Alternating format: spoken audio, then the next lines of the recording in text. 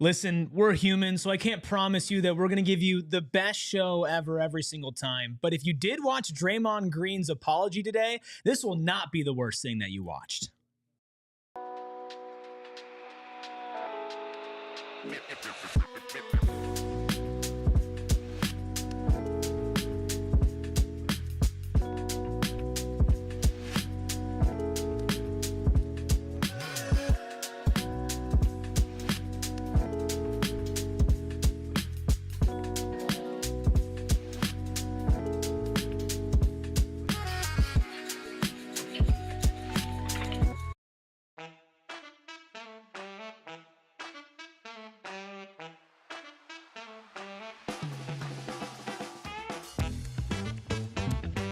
PHNX Suns goes on, no matter the circumstances. Hello and welcome into the pregame show presented by Gila River Resorts Casinos. You do you at Gila River Resorts Casinos. Visit play@gila.com for more details. I'm Eric, that's Steven, that's Gerald, Noah behind the Mac, making all the magic happen. But of course, the most important people, as always, all of you wonderful people in the chat. I won't say anybody joining on YouTube later or on audio, because guess what? It's just us. Nobody else goes and looks at these, because we're all hanging out for a pregame show. Suns taking on the Nuggets. Gerald's back in studio, and this feels like a prove-it game for the Suns. Make sure you hit that like button. Make sure you're subscribed to PHNX Sports. Turn the notifications on so you're here with us when we do our post-game show just a couple minutes after the final buzzer, all right here on PHNX Suns. Gerald, you were off the show yesterday. You were just out there, kind of doing your reporting thing out at practice, and we haven't heard your thoughts really in long form about the comeback win against the Clippers and then going in tonight, what you're expecting.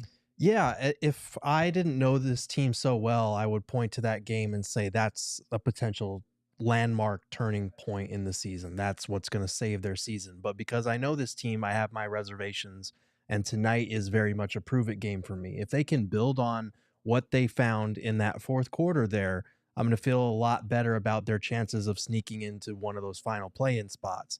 If they don't, I don't want to put it all on this one specific game, but if they don't, I'm going to continue to believe that this team cannot put it together for stretches, because even in that Clippers game, they had a good first quarter, disastrous second and third quarter, and then a remarkable fourth quarter. They still haven't been able to sustain it over 48 minutes, or at least for enough of 48 minutes where they can have got a 500 record. So for me, I'm really interested to see how they come out tonight and whether they're able to take some of that momentum from that game into this one, or if we're going to see the same effort, energy, and lethargy that we see from them from time to time. What do you think, Steven? Are we going to see that same energy, or is it just going to be same old Suns? I mean, your guess is as good as mine this season, right? Like, seriously, though. There's the most unpredictable team, and that's not in a complimentary way. That's not in a random way. They're playing very random. That's the wrong randomness you want to be playing over the course of the season. But we'll see, man. To answer the question, we'll see. We will see. They play with the randomness of Russian roulette. It's not the best. It's not the type of randomness random we you have want an to embarrassment play. of riches, and you don't know where it's coming from. It's Exactly. definitely more aligned with Russian roulette is crazy. Well, I know that there's one. no Collin Gillespie in the starting lineup tonight. Bradley Beal's back. It's Beal, Booker, Durant, Bull, and Richards. Before we look at the injury report, I want to get your guys' take on if we should see Collin Gillespie tonight, and if so, how many minutes do you feel like should be allotted for him against the team that he won a championship with? I think he should see some minutes tonight. I know that you asked if I thought we should start him, and I said, why not? I think I've come back down to earth a little bit. Starting after one really good quarter is a lot, but I do think there needs to be a quicker trigger in terms of, like, if Bradley Beal is not playing well, if Tyus Jones is not playing well, we saw it the Clippers game. Like, Bol only played his first stint. He played in the first half. He was benched for Royce O'Neal in the second half. I do think Mike Budenholzer has to have a much quicker pull if guys are not playing well. Like, you don't have time in the season to continue catering to guys. You should continue trying things, but Gillespie gave you good minutes. So I would like to see 10 to 12 minutes from him at least. And if he's playing well, possibly more. It's going to have to come from somewhere, but you have to have a better feel in that first half. Okay, if somebody's not playing well, they're going to get the plug in the second, because we've got to find ways to string together wins now. Yeah, for me, I said 15. I think a large portion of that 15 is contingent upon whenever his first shift comes, what that looks like. if he gets the same response from his teammates that he did in that fourth quarter, regardless of what statistical output he may put out or may not put out, I think that should be the indicator. That's the reason why he was the spark. He got the shots that he did because of the gravity that he had off of the energy that he was playing with. It wasn't because of like some crazy dynamic that he brought. And I think that's definitely a piece to build around, but you just have to see if it translates past one game at a very large deficit against the Clippers team that's shown to concede those leads over the course of the season. Yeah, you want to be able to capitalize on this momentum, Gerald. You mentioned that this could be a turning point, and of course that was sparked by Gillespie, but you also can't expect him to go out and play like he did in that fourth quarter at all times. And I think the number one thing that I don't want to see is Bud throws Gillespie out there and he plays okay for like 2, 3, 4 minutes, doesn't have the same impact immediately, and then doesn't see the floor again. Because the same thing with Ryan Dunn and these other young guys is how are they going to get a rhythm? And I think right now, as much as you are also trying to make the play-in, which is priority number one, you're also trying to evaluate, is this a guy that we're going to pay and keep on the roster next year? And you need to see if he could play legitimate NBA minutes consistently, not just your break glass in case of emergency guys. So beyond this game, I want to see a consistent role carved out for him through the highs and through the lows. But I've also wanted to see that for Ryan Dunn as well. And we just haven't gotten that. So I definitely have that feeling in the back of my head of a little bit of fear of what's going to happen with how Bud's going to handle this. I know some people were thrown off with how he laughed about the starting question, but quite frankly, I don't think he's earned a starting spot yet. But I think if he continues to play like he did in the fourth quarter over sustained minutes, then you should be considering everything. But there's a couple steps to go before we get there. So let's focus on tonight's game. Let's take a look at the injury report for Suns Nuggets. For the Suns, Bradley Beal is back after dealing with that left calf injury that he has been dealing with for quite some time. Cody Martin is still out. Monte Morris is still out. Jalen Bridges also out. As far as the Nuggets side, Julian Strawther and, of course, Deron Holmes all out. And Aaron Gordon, Nikola Jokic, and Zeke Naji available. So about this Jokic guy, should I be worried about him? Yes, and honestly, my prediction for tonight's game would have been different if I'd known Jokic and Gordon were playing. They were questionable for most of the day. This is a problem, especially because, you know, I think Nick Richards has been playing a lot better recently. He looks a little bit more comfortable. They're having him play a little bit outside of the role that they had for him, the simplified one when he first got here. This is his first like big test of the season now that he's looking a little more comfortable. And I don't know if he's going to be able to stay on the floor. I hope so, because I do think Mason Plumlee played well the other night in the Clippers game. It looked like he was finishing around the rim a little bit more instead of always passing out when he got the ball on rolls. But this is a tough matchup for any center in the NBA, let alone a team that has one of the worst center rotations. So, yeah, when you got Jokic and Jamal Murray running the two-man game, when you've got a team that knows when to send cutters, when to have guys space off of that two-man game, it's really difficult to stop. And the Nuggets are first in assists. They're first in points in the paint. So this is going to test the Suns' defense in ways that they have routinely failed at throughout the season. I'd rather no other way, though. Yeah. I don't want them finding loopholes to sneak through for people to say, oh, well, it doesn't count because they didn't play against a healthy team. They got another healthy team, not unlike the Clippers were for the most part in their most recent game. So if they come out and do what they need to do, that's another step in the right direction. But again, everything is contingent upon them not beating themselves. Are they going to take care of the basketball? Can they sustain on the defensive end of the floor? Will they play to their offensive process and not be stale and really robotic with their approach to the game on offense? Like, all these things, when they've done them, they've been very good. And when they haven't, they have been the exact opposite. So it's, again, a mirror game. It's them versus themselves. They just so happen to be playing against the Nuggets today. It sounds like some keys. So let's go ahead and get into your three for tonight. Yeah. There's a ton of keys that you could add to this game. It could have been a laundry list like 12 or 15 long. That'd be a funny graphic to make Noah make. I simplified it to 3. Set a tone in the first quarter and the third quarter. The Nuggets are one of the best first quarter and third quarter teams in the entire NBA. That speaks to how well coached they are, but also how well they execute. Can you out-execute them in setting the tone at those crucial points of the game? Dominate the three-point margin. The Nuggets do not get up the highest amount of threes in any capacity. They make a solid clip of the ones that they do generate, but that's one margin that can shrink what's going to eventually be you conceding things to them because of your lack of defense. And then the last thing is crashing the glass.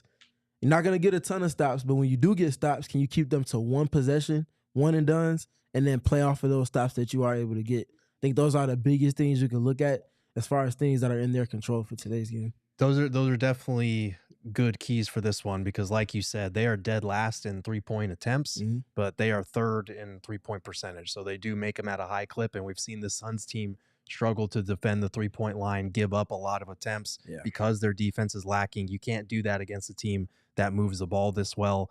And they are also 10th in offensive rebounds and 8th in second chance points. So we've also seen the Suns struggle with that. They have to be as good on the boards as they have been lately. I do think they've been a little bit better in recent weeks, especially going with the bigger lineup. Well, I think if I had to add a key, and it's something that you always have to keep an eye on when the Suns play the Nuggets, and it's something that the Suns have actually done a pretty terrible job of over the past couple of years, which is win the non-Jokic minutes. Yeah. Like, yeah, Jokic is playing. He's going to dominate you. There's nothing you can do. He's going to walk into 40, 10, and 10. That's just what one of the greatest players to ever touch a basketball is going to do. But when he's off the court, the Suns, no matter the coach, it feels like the last couple of years, have not played with this sense of urgency to kind of take advantage, whether they're up or they're down in the game. When that guy's not on the court, you need to do everything in your power to make the most of those moments. Yeah, and they do. And this needs to be a game that challenges their basketball IQ on top of their effort and energy, because obviously we know what Jokic can do, the way he sees the floor, the challenge that presents. But this is a team that is elite as a defensive rebounding team and first in fast break points. So they know, like we've seen the Suns transition defense struggle off of live ball turnovers. We've seen them struggle off of made baskets. So like a team that can turn those defensive rebounds into fast break opportunities, the Suns are going to have to be matched up. They're going to have to be communicating. They're going to have to be on top of their shit basically all night long. And I think that's the other big thing. I'm glad you brought up the non-Jokic minutes, because if he's not on the court, the Suns have the best player that's on the floor. That should be something that allows for you to tilt things more in your favor than when Jokic is on the court. So you have to take full advantage of those. And with Bradley Beal being back, you might have 2 of the 3, if not the outright 2 best players on the court, depending on what their lineups look like if Jamal Murray's not on, in addition to Jokic resting. So you have to win those minutes probably by double digits tonight. Got a couple keys from Easy Money Chubbs in the super chats. Thank you, Easy Money Chubbs. Says key number 4, don't suck. Key number 5, for the love of everything holy, just win.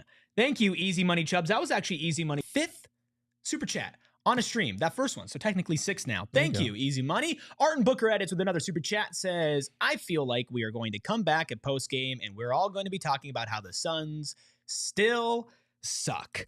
It's entirely possible. Hopefully that's not the case, but yeah, I like I said, I need to see a lot in this game, and it's going to tell me a lot about how the rest of this season is going to go, because you have a tangible moment. That was the loudest I had heard the Suns arena in months, probably. Like you could feel it. The guys could feel it after the game, talking to them. They knew that this was a big win. If they don't build on it and capitalize on what little momentum they found over the last month, this thing is going in a bad direction. I said it before the Grizzlies game last week. I said it before the Clippers game earlier this week. 2 teams that have not been playing the best post All-Star break. The Nuggets align directly with that as well. Granted, they've been playing a tougher schedule than those 2 teams post All-Star break. They're not playing their best right now. Very middling on offense and defense. You catching them at a moment where they're as vulnerable as they will be the rest of the way. Can you take advantage of that? And you're also, not that the Suns are going to be scoreboard watching right now. Obviously, we're 15 minutes until tip, a.k.a. 15 minutes until 15 minutes from tip. But Dallas down to 6 players tonight after losing Najee Marshall is up 1 point against the Memphis Grizzlies. 2 points, 104-106 with 6:23 left to go. Sacramento plays San Antonio tonight, so that will be an interesting matchup, especially considering De'Aaron Fox and everything. The Clippers play the Knicks. So you have a chance if the Clippers lose, if the Kings lose. Portland is losing to OKC by 7 entering the 4th quarter. Minnesota's also playing. Like, there's a lot on the table. Not that the entire Western Conference standings are going to shift, but if you win and somehow all those other teams lose, you are getting in a better position to try to get into that play-in. So let's take a look at our score predictions for tonight. Gerald, I know you said that you would have changed your score prediction if you knew Jokic and Gordon were playing. I'm assuming you're not changing it away from the Nuggets. Probably not. I probably would have gone Nuggets by like 8 or 9. I went Nuggets by 3. This is going to be a test for them for sure. Steven, you're also going Nuggets by 4. This was before Jokic and Gordon news. Are you shifting? Nope.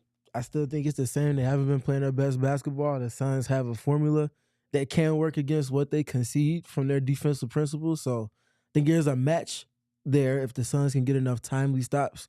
Like I've been speaking to all season, this is the exact type of matchup I feel like they can take advantage of. And I also say I feel like of all the teams ahead of them that are in the actual playoffs right now, I feel like their best opportunity to win would come against the Denver Nuggets.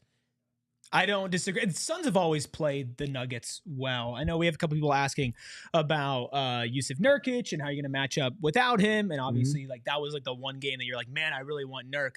I'm taking Suns by 1. I don't know why.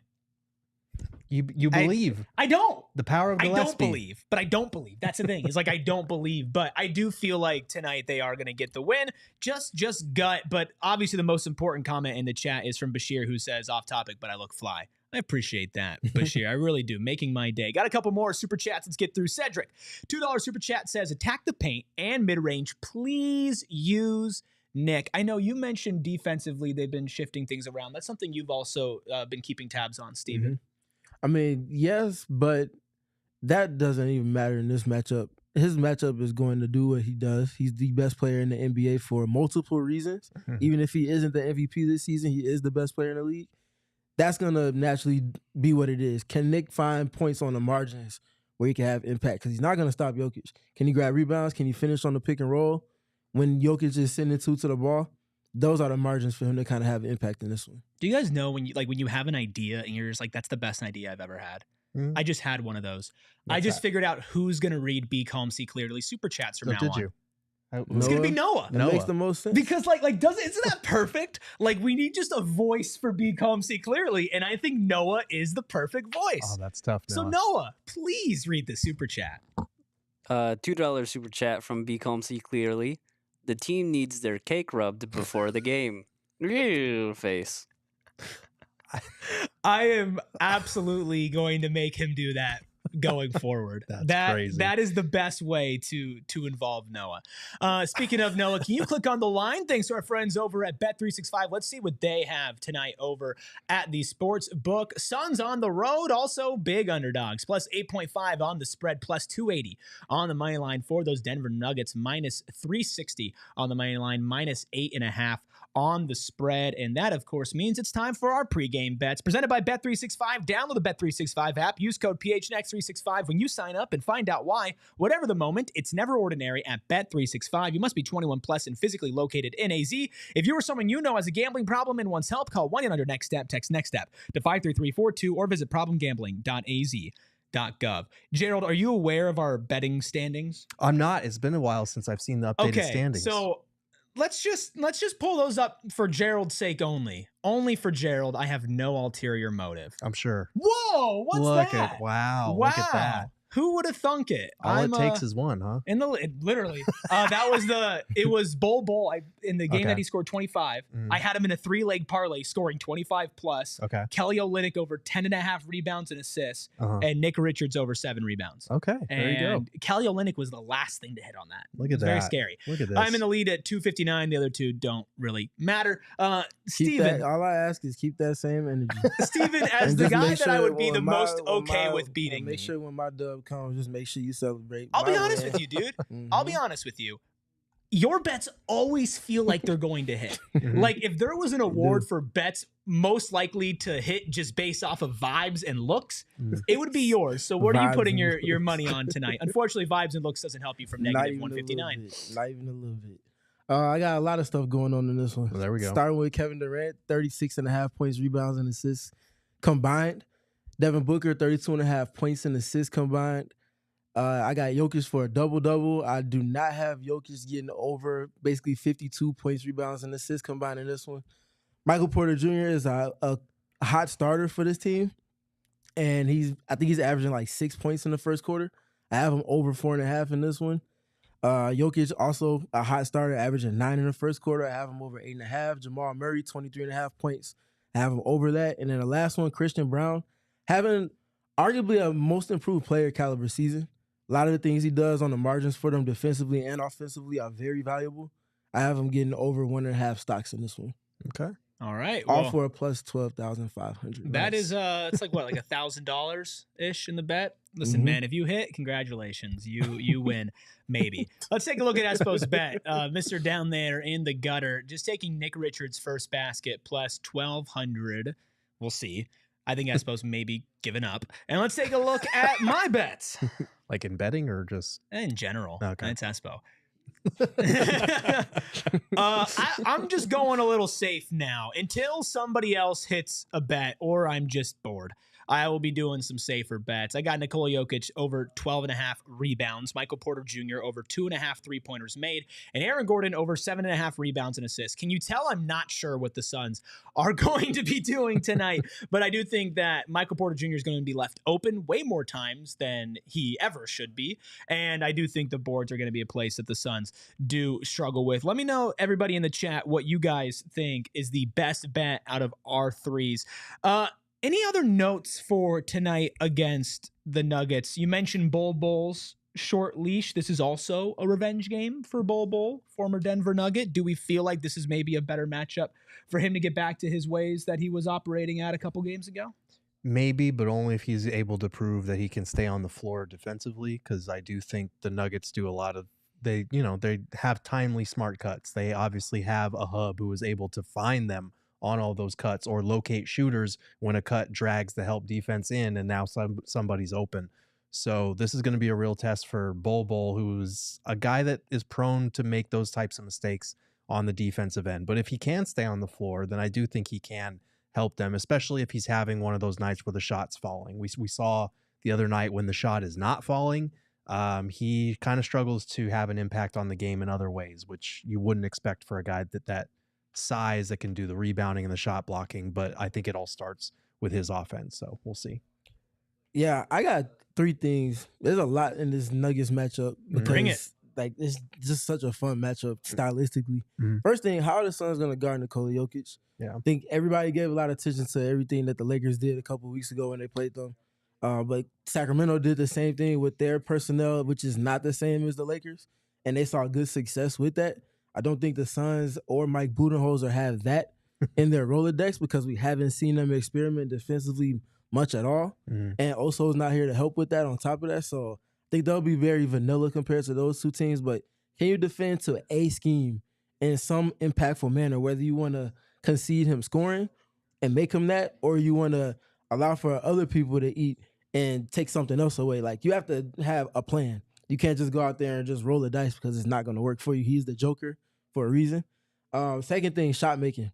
He's going to do what he does on offense, but if Devin Booker and Kevin Durant are playing to the best of their abilities as hubs for gravity, but also putting the ball in the basket themselves, that's enough to be game-changing, independent of one another, but especially in tandem with one another. And then the last thing for me is with the Nuggets defense, the way they help early and often, and the way that Jokic defends Kevin Durant and Devin Booker in pick and roll, concedes a lot of options and opportunity for players to make shots.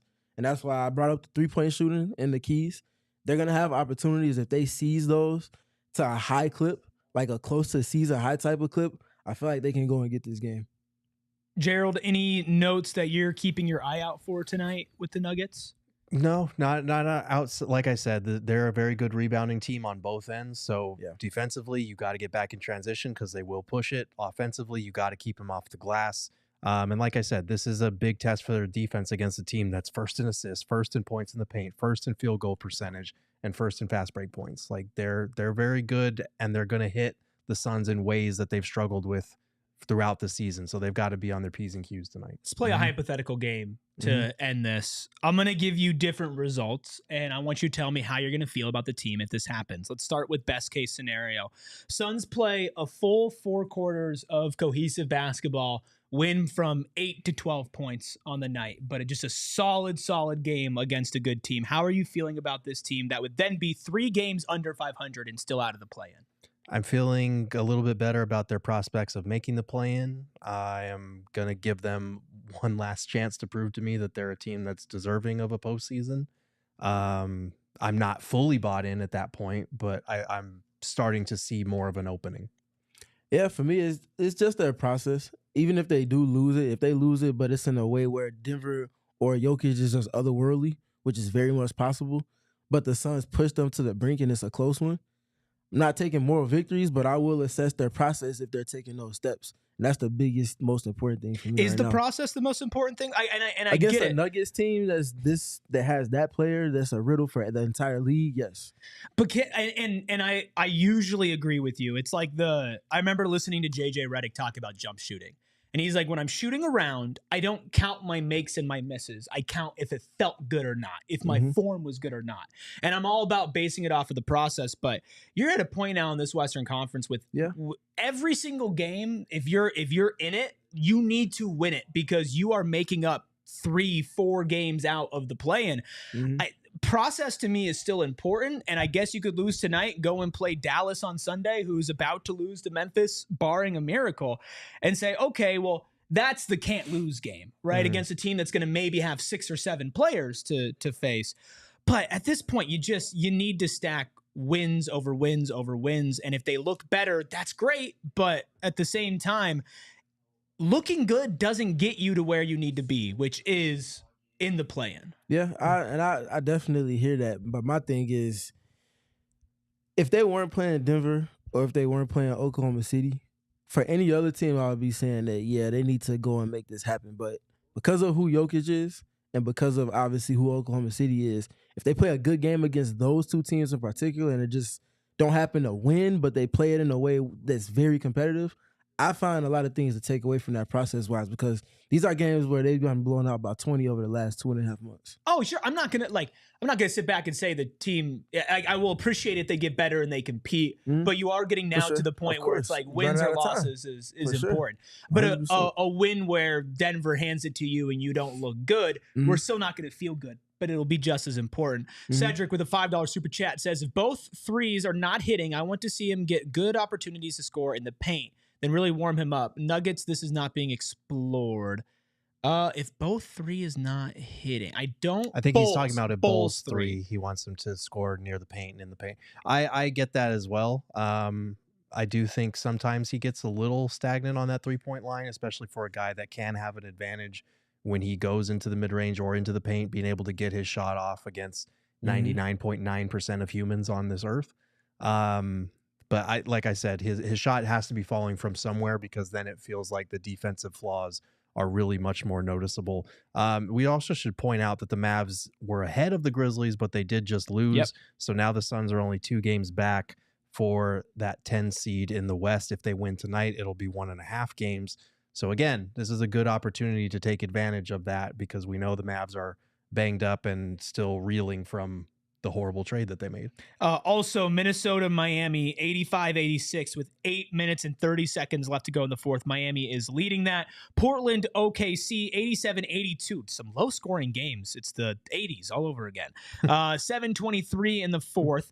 OKC is leading that one by 5. And then a reminder, also tipping off at 8 if you have multiple screens or you watch 2 at a time. San Antonio and Sacramento are playing each other. You got to be rooting for San Antonio in that one and for Sacramento to lose. And then the Clippers, who you should also be keeping an eye on because they've been struggling as of late. They might drop down in and through the play-in if they continue to slide. They play the Knicks tipping off at 8:30. Those are all the games to keep track of. But of course, the most important one is the Phoenix Suns taking on the Denver Nuggets. Just about 200 of you in here. And before we go, I want to remind you that Phoenix Raceway, baby, NASCAR's return, and it returned today, but you still have time to get your tickets because March 7th through the 9th, the stars of NASCAR are battling it out for the Shiner Children's 500 at Phoenix Raceway. There's nothing like witnessing those stars battle it out on a 1-mile oval raceway at 200 miles per hour. Gerald, I know you went to Phoenix Raceway with us when we were going and shooting some video. Driving up was so cool. Seeing the whole arena in the Estrella foothills, it's beautiful. If you want to check out something, have a fun weekend event with the family or just go solo. Get your tickets now at phoenixraceway.com. Subscribe, turn noties on, hit that like button, and hop into our postgame. Couple minutes after the game ends, we'll talk to you then. We all silly like the mayor.